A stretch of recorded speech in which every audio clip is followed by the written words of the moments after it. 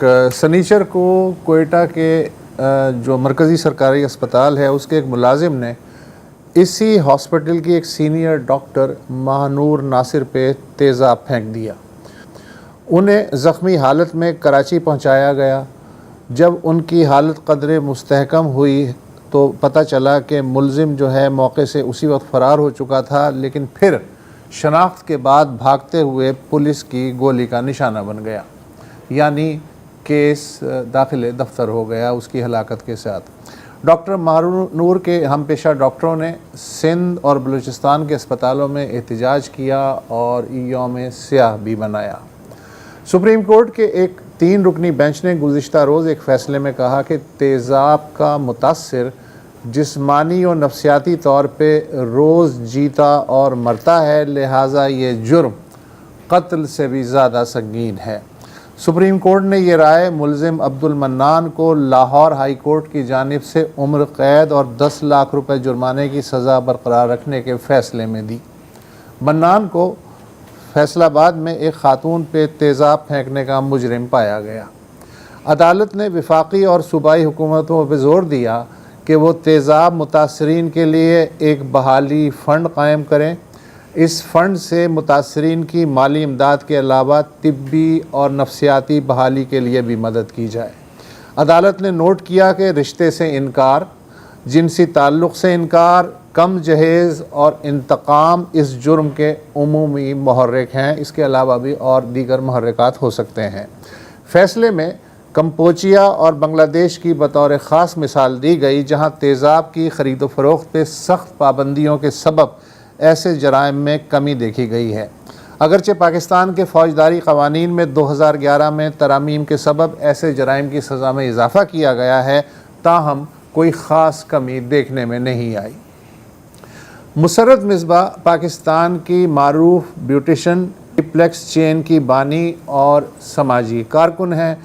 گزشتہ 2 دہائیوں سے وہ تیزاب سے متاثر خواتین کی بحالی کے لیے انتہائی کوششیں کر رہی ہیں اور آج اس موضوع کے حوالے سے ہماری مہمان ہیں.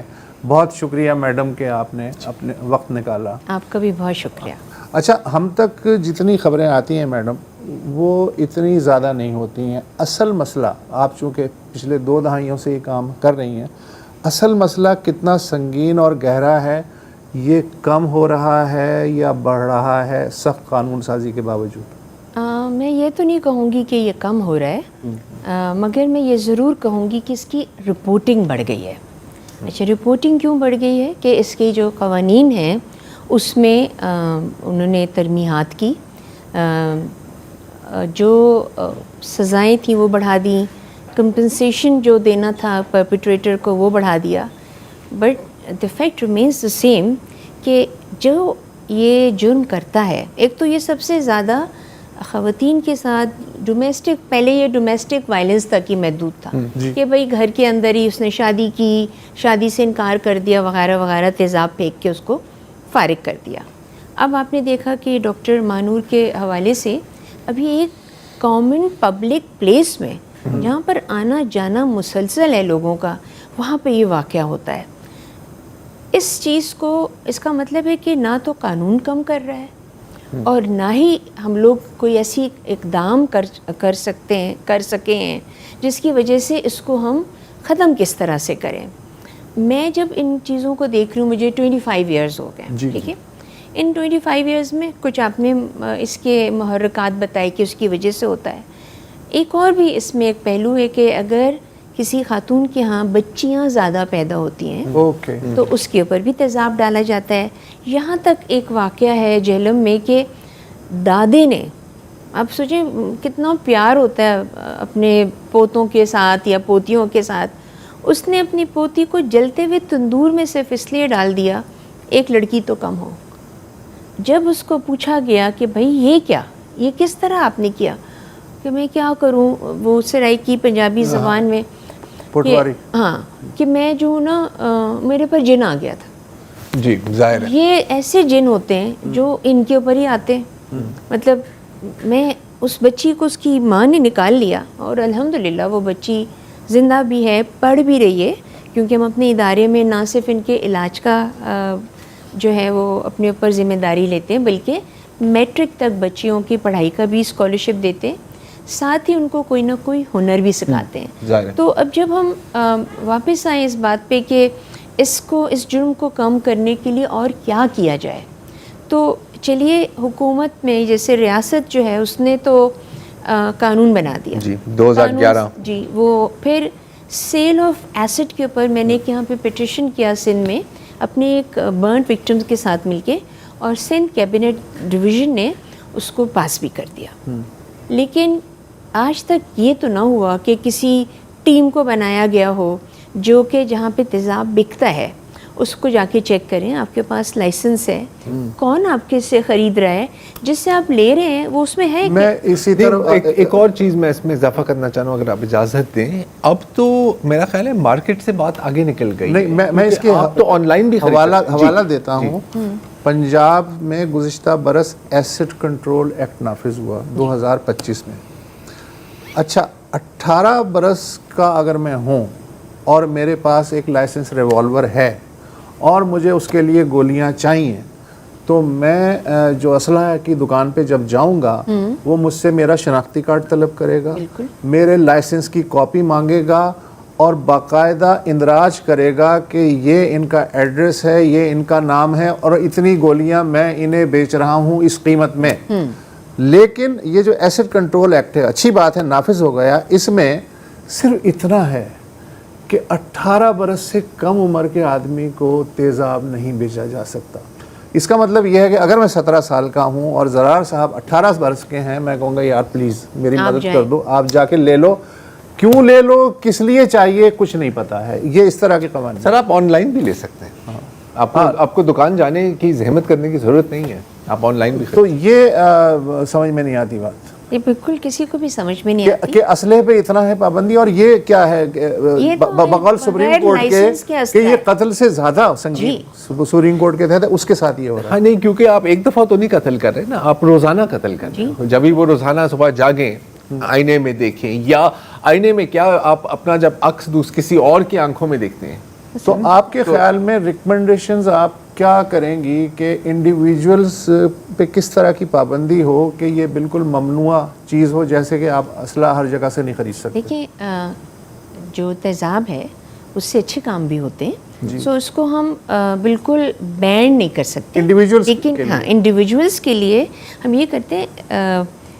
یو کے میں 1-2 واقعات جب ہوئے ابھی ریسنٹ پاس میں، تو انہوں نے ایک بہت امیزنگ چیز کی. انہوں نے تیزاب کو گولیوں کے فارم میں کر دیا. اچھا، مطلب کیپسول سو چھوٹی چھوٹی سی بالز کی طرح.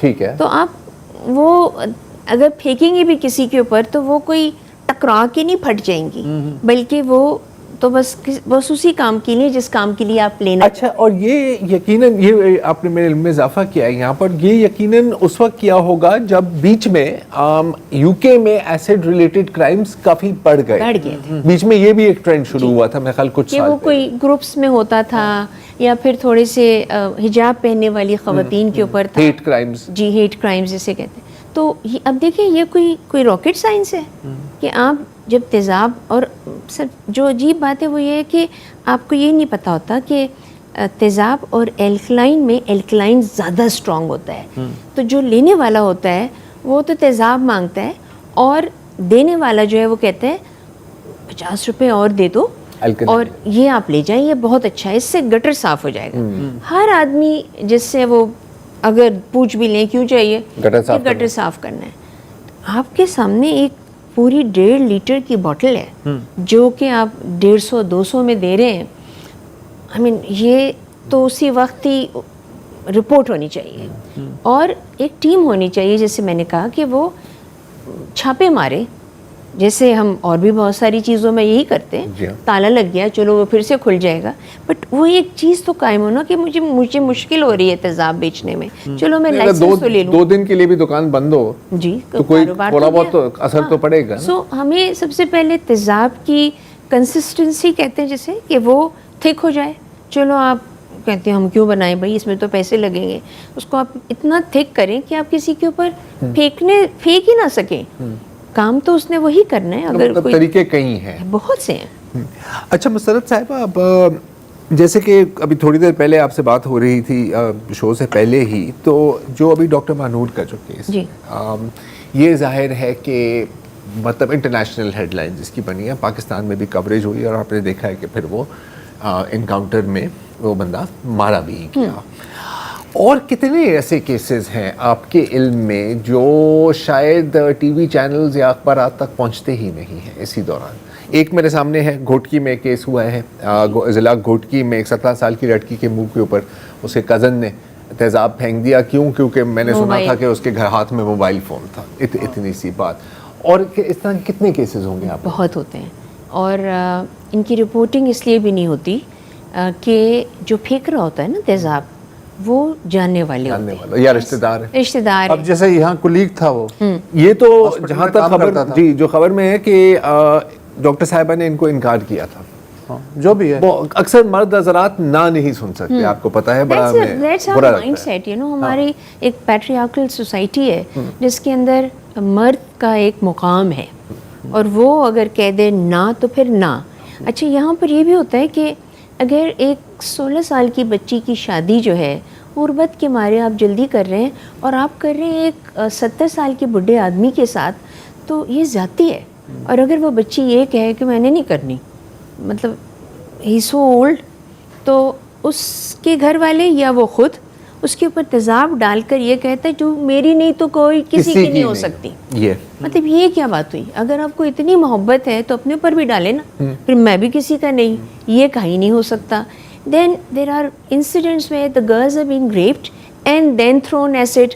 اب اس صورت میں ماں باپ یا گھر والے جو ہیں اس چیز کو بالکل حش حش کر دیتے ہیں کہ اب یہ تو ایک تو جل گئی، اوپر سے یہ اس کی عزت بھی گئی، تار تار ہو گئے، اور وہ پھر آپس میں مکا.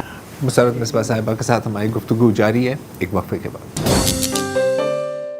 Welcome back. اچھا، یہ جو وکٹمز ہیں جتنے بھی ہیں، ان کا ہمارے سماج میں بحالی کتنی مشکل یہ ہے یا آسان ہے؟ آپ کا اپنا کیا تجربہ ہے؟ بہت مشکل ہے. اس کی ریزن یہ ہے کہ جس کے ساتھ جو زیادتی ہوئی ہے، یعنی تیزاب پھینکا گیا ہے کیونکہ وہ جہیز کم لائی ہے، یا اس کی بچیاں زیادہ ہو گئی ہیں، یا انہیریٹنس کا معاملات ہوں جس میں اس کا بھی کوئی چھوٹا سا زمین کا کوئی ایک ٹکڑا ہو اور وہ یتیم ہے اور اس کے دوسرے رشتہ دار اس سے لینا چاہتے ہیں. ان تمام چیزوں کے بعد وہ تیزاب کے بعد یا مٹی کا تیل چھڑک کے اس کو آگ لگا دی اور وہ بچ گئی، اور ہم نے اس کے آپریشنز بھی کرائے جس میں وہ نارمل تو کبھی نہیں لگتی، وہ ویسی تو لگتی نہیں، وہ تو بہت سوسائڈل ہوتی ہے. She needs to have those mental therapies very regularly تاکہ اس کو ہمت آئے، اس کی سوچ میں فرق آئے. اس کے بعد ہم اس کو چاہے وہ اس کی ہاتھ ٹیڑھے ہوں، چاہے ایک ہاتھ سیدھا ہو، چاہے ایک آنکھ ضائع ہو اور ایک آنکھ کام کر رہی ہو، وہ اگر کوئی ہنر سیکھ لے تو پھر وہ اپنے گھر والوں کے اوپر بوجھ نہیں بنتی ہے. اگر وہ 1000 روپیہ بھی اپنے گھر میں لا کے دیتی ہے نا، مہینے کے 1000 کچھ بھی نہیں ہے، ہاں، تو کہتے ہیں اے تو ساڈا پتر ہے جی، وہ تو بیٹا بن گیا نا، اس نے تو پیسے. تو it is very important for a woman to be empowered. وہ انڈیپینڈنٹ ہو جاتی ہے اور فائنینشلی وہ خود مختار، با اختیار، خود مختار، با اعتماد.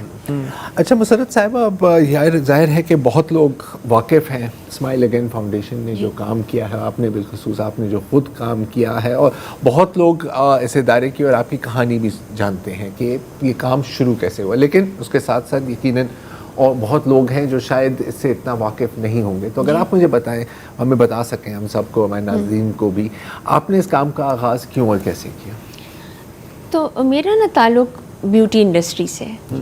اس کو 45 سال ہو گئے، اور it's all about girl looking glamorous beautiful. چھوٹی بچیاں پیاری ہوتی ہیں، وہ تو ویسے بھی ان کو شوق ہے تیار ہونے کا. اس میں میرا مطلب اتنا ساتھ ہے ان بچیوں کے ساتھ. اینڈ سب سے پیاری چیز یہ کہ وہ مجھے عزت کرتے ہیں، میری بات کو سنتے ہیں. ابھی تو بال تھوڑے دنوں پہلے سفید ہوئے، پہلے کالے تھے، تو اس وقت بھی سن لیں. ہمارے تو کافی پہلے سے ہی میری بھی کافی پہلے ہو گئے. تو اس میں یہ ہے کہ ایک دن جب ایک بچی میرے پاس، وہ ریلوے اسٹیشن لاہور سے پیدل چل کر پہنچی پی ٹی وی, اور پی ٹی وی میں اس کو کسی نے دیکھا تو اس نے کہا تمہارا میک اپ کر کے نا مسرت باجی ٹھیک کر دیں گی. So she walked from Shimla Pahari to M A معلوم روڈ. اچھا, this was the time when I was about to leave my office. تو اس نے کور کیا ہوا, تو اس نے کہا میری مدد کریں. تو میں سمجھی جیسے لوگ آتے ہیں نا کہ بھئی کوئی فائنینشیل ان کو ضرورت پڑے. اس نے اپنا نقاب اٹھایا, اور مطلب میں ابھی بھی میرے رونگٹے کھڑے ہو جاتے ہیں کہ میرے سامنے ایک ایسی بچی تھی جس کا چہرہ نہیں تھا, اس کی ایک آنکھ نہیں تھی, ایک آنکھ تھوڑی سی کھلی ہوئی تھی, ناک کی جگہ سوراخ تھا, گردن چپکی ہوئی تھی. اس ہاتھ میں تو ٹھیک تھا, آئی تھنک جب تیزاب پھینکا جاتا ہے سامنے سے تو آپ آٹومیٹکلی یوں لیتے ہیں, تو یہ والا پھر پورا حصہ اور سامنے کا. میں نے کہا بیٹے بیٹھ جاؤ ذرا, کیونکہ مجھے بیٹھنے کی ضرورت تھی. آپ کو چکر آ گئے؟ ہاں, مجھے تو سمجھ میں نہیں آیا. میں نے زندگی میں پہلی دفعہ اس طرح سے کسی کو دیکھا فیس ٹو فیس. جی. پھر میں نے اس کو کہا کہ کل آ جانا. اس نے کہا میں تو نہیں جا سکتی کہیں, میرے تو کوئی ہے ہی نہیں. اب میں اتنی, اس وقت مجھے اپنے آپ پہ افسوس ہوتا ہے کہ میں کتنے چھوٹے دل کی مالک تھی کہ میں اس کو اپنے گھر نہیں لے جانا چاہتی تھی.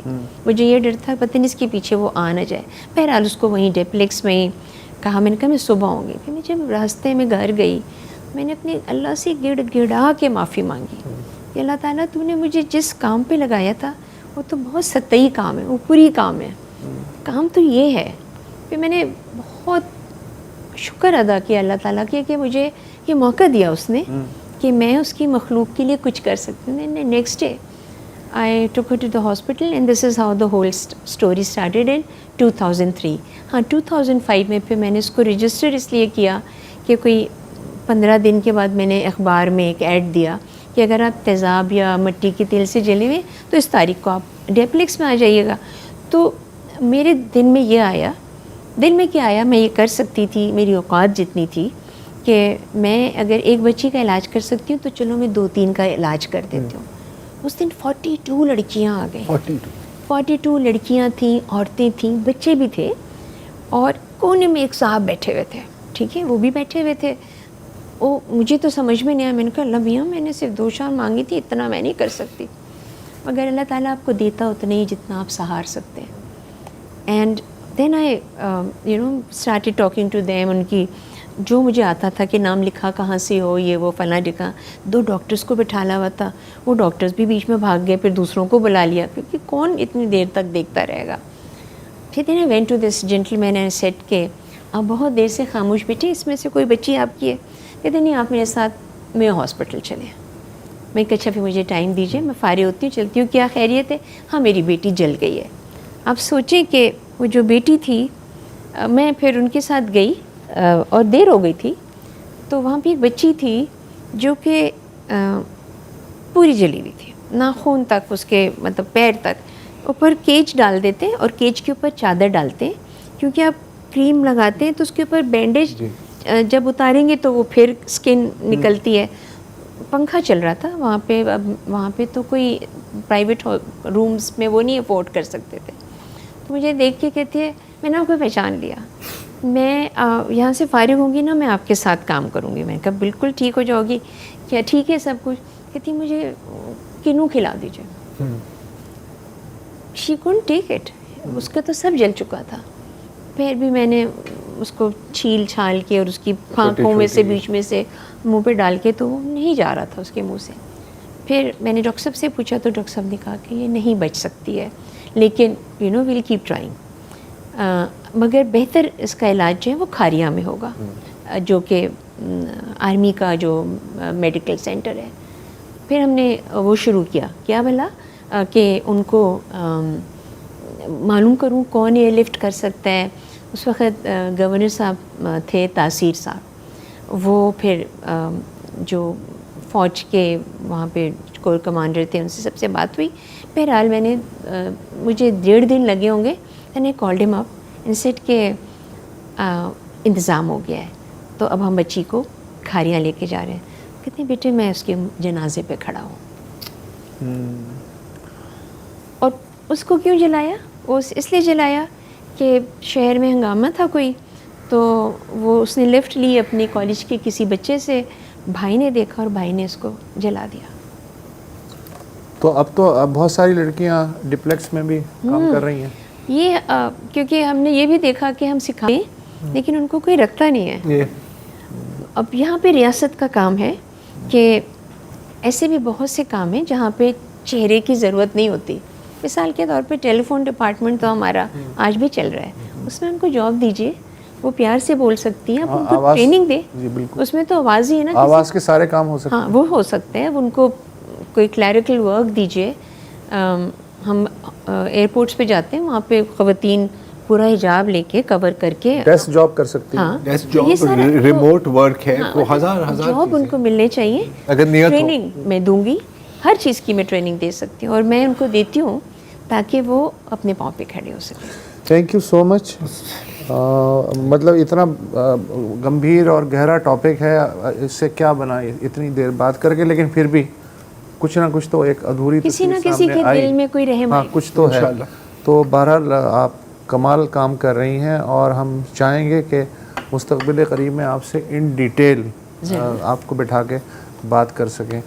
تو یہ میں ایک چیز کہہ سکتی ہوں جی جی کہ ڈاکٹر مہنور کے کیس میں جو سب سے پہلے جو مجھے کانٹیکٹ کیا گیا وہ فریال تالپور صاحبہ نے. انہوں نے ہی اس کو وہاں سے اٹھوایا, اینڈ دین ان کے ساتھ کے جو سعدیہ جاوید ہیں انہوں نے ساتھ رکھا. انہوں نے مجھ سے پوچھا کہ کون سا ہاسپٹل اور کون سا ڈاکٹر, کیونکہ ہم تو سب کے ساتھ کراتے ہیں. So I gave him that, I am so grateful to her. اللہ تعالیٰ ڈھیروں اجر دیں ان کو. بصرت مصباح صاحبہ سے گفتگو آپ نے سنی. کنکلوژن ظاہر ہے کہ آپ جو چاہیں نکال سکتے ہیں. کتنا درد دل سننے والوں میں پیدا ہوتا ہے, فیصلہ سازوں میں پیدا ہوتا ہے, وی ڈونٹ نو.